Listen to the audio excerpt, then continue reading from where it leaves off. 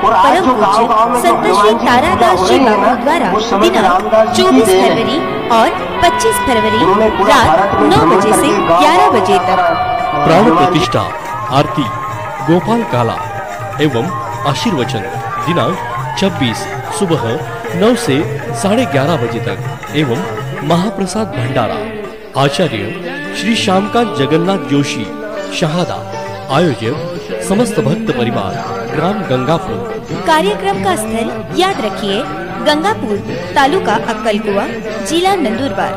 Team अक्कलकुआ से Molgi road, Gangapur. सभी भाविक भक्तगण इस ग्राम रक्षक श्री हनुमान जी मूर्ति प्राण प्रतिष्ठा महोत्सव में सम्मिलित होकर भगवान की आशीर्वाद का लाभ लें।